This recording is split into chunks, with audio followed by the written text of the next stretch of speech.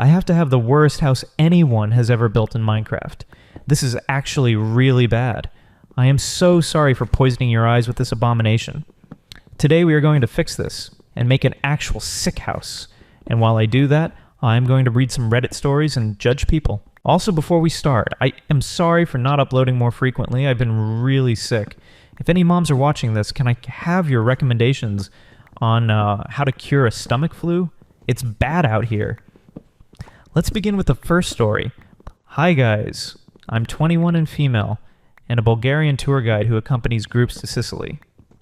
On a recent trip, one woman who was traveling alone, mid-30s, was consistently oversleeping. The first day after we arrived, we had a day trip to Etna and Taormina. I hope I pronounced those right. For which we departed at 8 a.m., as we do all other day tours. I make sure that all tourists are informed of the departure times on the bus the day before, and they also have my number to call in case they forget, so I can remind them. They also all have printed out pamphlets with a schedule made by the travel agency that I hand out that has the time for departure on it. All of the group was on time except one woman. She was late by 10 minutes, which, okay, maybe she got caught up in something and was late. I excused it, then mentioned to the whole bus in the mic that I do not tolerate lateness beyond 15 minutes at most in case of emergency like a forgotten possession, and that I must always be called and informed in case someone is running late. Trip went by okay otherwise. The next day, this same tourist was late again by 25 minutes, almost an entire half hour. I called her twice to no answer, and we were just about to leave without her when she came out running and got on the bus. She got lucky, as the receptionist of the hotel asked me about a missing piece of info on the rooming list and earned her some time. I reminded everyone again that I will not be waiting anymore for late tourists in the morning, and I'm waking up on time is their responsibility.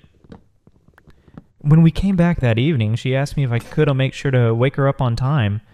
I reminded her a third time that I'm not responsible for waking people up. Everyone gets a printed itinerary with departure times, and I denounce everything the day before. She kept saying, No, just knock on my door if I'm not out by 8:15. And I kept repeating, I really can't do that for everyone. Please set an alarm. Well, on the day we were visiting Syracuse, she didn't show up. I waited 15 minutes after the supposed departure time, called her twice to no response, then left with the bus and the rest of the group. She called me in a panic about an hour later asking where we were. I explained the situation calmly. She got angry and said that I had one job and that I cheated her out of the money she paid to go on that day trip. She missed the whole day trip and was furious the next day. Later she told the rest of the group that I abandoned her and also called my agency, leaving a bad review about me. Am I the a-hole for not personally waking up a grown woman despite warning her multiple times I wouldn't? Oh boy, I'm personally upset by this one. I absolutely hate when people are late for things, and I can excuse a one-off. But if you are systematically late for something, this isn't because of external factors. You are the problem. I actually had a friend who would systematically be hours late to our arrangements or cancel 10 minutes before. Not once or twice. This happened at least 15 times. And I felt incredibly disrespected. Like my time just did not matter to this supposed friend of mine. Because of this, I actually ended up cutting him off.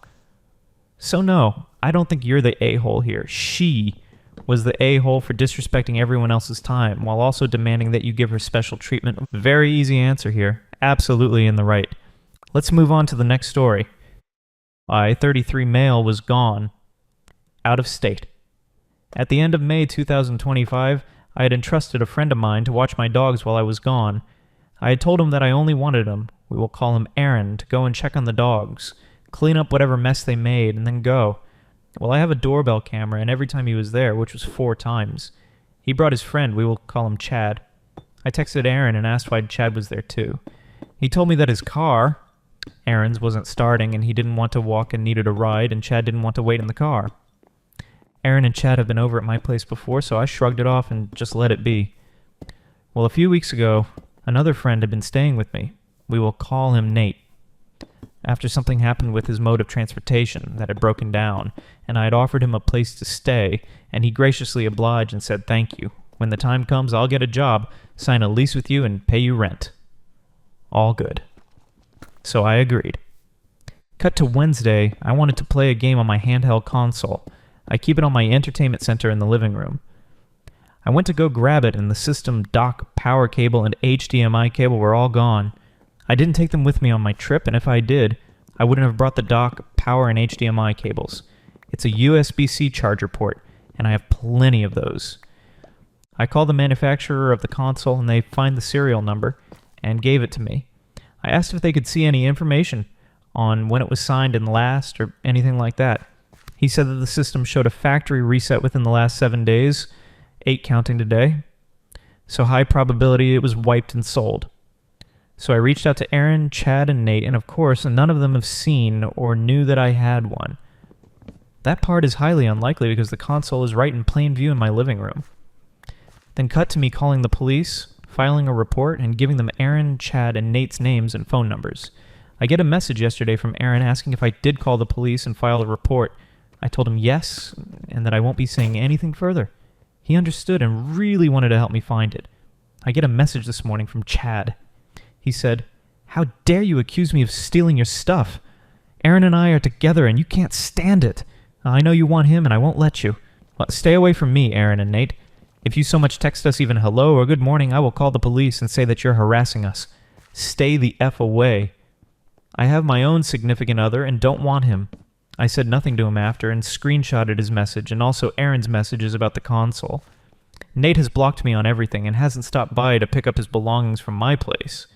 They were the only 3 people that have been in my apartment in the last 2 months besides my significant other. But we're always together. Am I the asshole for all of this transpiring? No, dude. You are definitely not the asshole here.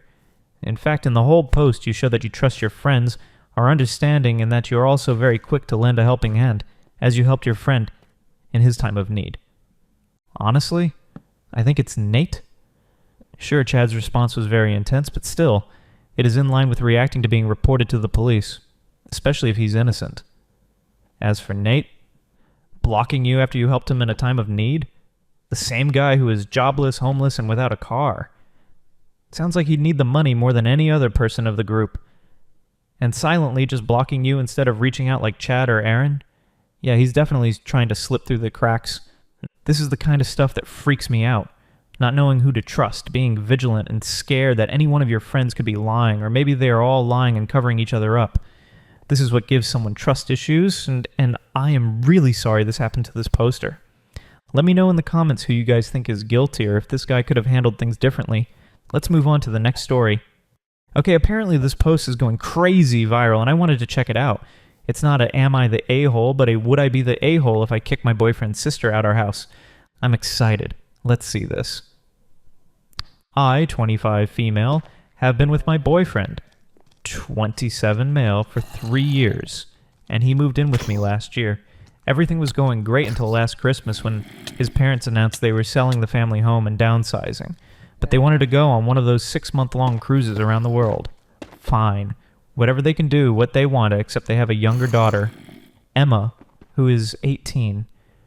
Completely unbeknownst to me, my boyfriend had agreed to let Emma live with us until she moved away to university. This led to a lot of fights between my boyfriend and I, because I didn't want Emma living with us. Despite all this, she moved in after the house sold in February. It's been hell. For starters, our house might have 3 bedrooms, but only one was used as a bedroom. One is my home, and the other was a home gym for me and my boyfriend. Emma turned the gym into her room, and now a lot of our equipment is in storage. I hate having Emma here. She's a total brat and doesn't contribute anything to the house. Here's just a small list of shit I have to deal with. The second Emma turned 18, she was out with friends, coming back drunk at 3 a.m., and waking up my dogs as she clattered into the house, normally with an equally drunk friend. For the first month of her living with us, she would steal my stuff constantly. Skincare, hair care, perfume, clothes, anything. I now have a lockable box for toiletries so she can't get to them. Has lost 6 different sets of house keys since moving in, and I've had to have the lock changed twice due to various issues. Refuses to do anything I ask her to do because she's busy. She doesn't have a job. How is she busy? Refuses to eat anything I cook and will demand we order takeaway instead.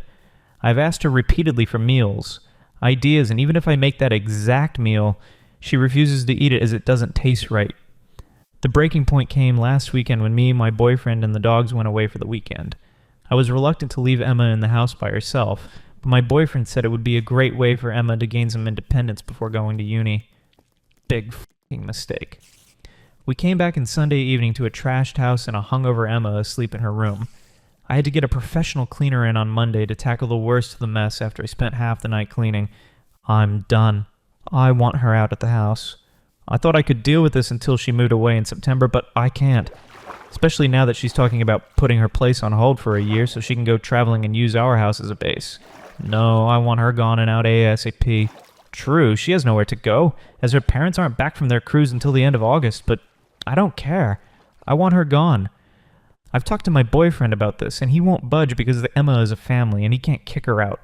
So would I be the a-hole if I kick her out? Edit. Forgot to mention this in the post. Maybe it wasn't clear. It's my house. I own it outright with no mortgage, and my boyfriend is not on any official documents. The only thing in his name is our Sky TV payments. Everything else is in my name as I lived here before he moved in. He does pay half towards bills, but he just sends the money to me each month. I'm going to try and talk to Emma and boyfriend's parents. I've sent them a text message asking to call me ASAP. I'm also reaching out to Emma and my boyfriend's older sister to see if she will take Emma in for a while. I doubt she will as they don't get along and she has a 2-year-old, but it's worth a shot. Edit 2. I am such a goddamn idiot. Firstly, thanks to all of the comments I have realized that my boyfriend is not the person I want to be spending the rest of my life with. Secondly, I managed to have a video call with my boyfriend's parents, and wow, just wow. First of all, they have been sending Emma £700 a month to cover her living with us, and I haven't seen a penny of it. Their mom mentioned that I could take the cleaner fee out of Emma's money, and I asked what money she meant because Emma doesn't have a job. She laughed and said, "The £700 we send Emma each month to cover all her expenses while she lives with you?" They've been sending Emma money, and she was supposed to be giving this money to us to cover everything. Either Emma has been keeping it or she's given it to my boyfriend, and he hasn't said a word. Surprisingly, her parents were furious that I haven't seen any of this money, and they are sending me a bank transfer of £4,200 to cover the money Emma should have been giving us since February.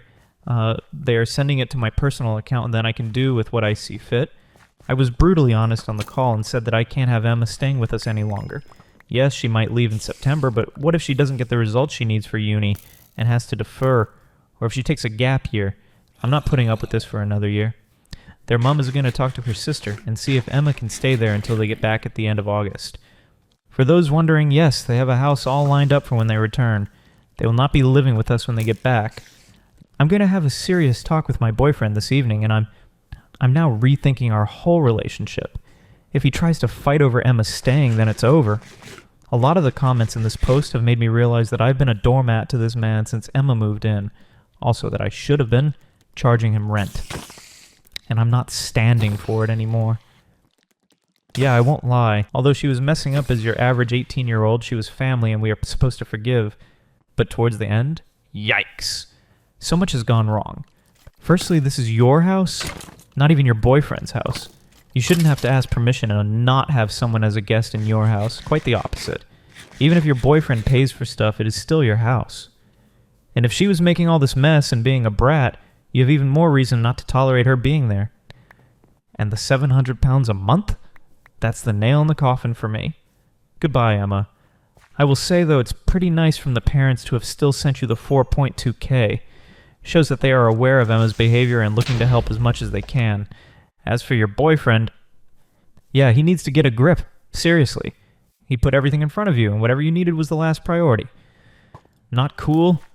I wouldn't say you should dump him over this, but he needs a serious wake-up call. Someone in the comments said it best. This relationship would have been done for me the minute he invited a permanent house guest over without checking in with me, and definitely after the first couple of weeks of his sister's behavior. Is this a place you own, or do you rent it together? If it's your place and he just lives there, kick them both out. What do you want with a boyfriend who makes decisions for the both of you and peacefully watches his sister disrespect you, your space, and your belongings? Don't fool yourself thinking that this is a one-time thing. It will likely happen again. Boyfriend's sister. Nothing to feel sorry about here. She's young but an adult. Time to learn that actions have consequences. She had it good with you and took it for granted, plus her actions show she doesn't respect you in the slightest. Nobody owes here a free place to stay, and being family is not a free pass to treat others badly. She will find out soon enough that nobody wants to house her if this is her way of thanking them. Also, how would she go traveling? Sounds like she doesn't make any money. Be sure to change the locks one more time once they are both gone. And maybe reflect on why you want to be in a relationship where your significant other treats you like. Your needs and feelings don't matter. Thank you so much for watching. Hopefully I'll heal up quick so I can make more content for you. See you in the next one.